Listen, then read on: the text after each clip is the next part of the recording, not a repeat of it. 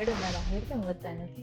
એના માટે તમે કઈ ટ્રાય કર્યું છે? ઘણા શેમ્પુ પણ ચેન્જ કર્યા, ઘરગથ્થુ ઉપચાર કર્યા, પણ કઈ ફેર દેખાતો જ નથી. ઓકે, હેર ઓઇલ કેવું કઈ યુઝ કરતા હતા એના માટે? હેર ઓઇલ કર્યું, ઘરે બનાવેલું હેર ઓઇલ પણ યુઝ કર્યું. અને કેટલા ટાઈમથી હેર ફોલ થાય છે? ફોલ મારે થઈ છે 4 વર્ષ જેવું થઈ. એના માટે તમે આમ પ્રોપર કઈ મેડિસિન કેવું લીધું છે? હા, મેડિસિન ને એવું.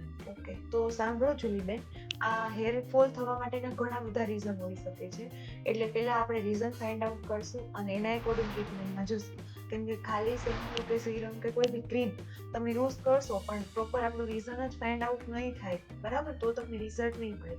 કેમ કે હેરફોલ થવાના ઘણા બધા કારણો હોઈ શકે, બરાબર. એમાં એક સ્ટ્રેસ ફેક્ટર છે, પછી તમારા હોર્મોન્સમાં કઈ ચેન્જીસ થયા હોય તો એના લીધે પણ હેરફોલ થાય, પછી એટમોસ્ફિયરમાં ચેન્જીસ થયો હોય તો બી તમને હેરફોલ થવાના ચાન્સીસ છે. અને બોડીમાં કઈ ન્યુટ્રિશનની ઉણપ હોય, જેવા કે બાયોટીન છે, B12 છે, D3 છે, બરાબર, એવા કઈ પ્રોબ્લેમ હોય ને તો બી હેરફોલ થવાના ચાન્સીસ વધી જતા હોય છે.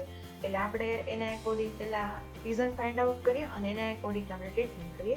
એટલે હું તમને થોડાક બ્લડ ટેસ્ટ લખી દઉં છું, બરાબર, એક વખત કરાવી લઈએ અને પછી એના એકોર્ડિંગ આપણે ટ્રીટમેન્ટ પર જઈશું. જો તમારે પણ હેર ગ્રોથ માટેનું પ્રોપર રીઝન જોઈએ છે તો આજે જ કમેન્ટમાં હેર લખો. હું તમને સંપૂર્ણ માહિતી DM કરીશ. તો આવી સાચી માહિતી જાણવા માટે અમારા પેજને ફોલો કરવાનું ભૂલતા નહીં. Thank you.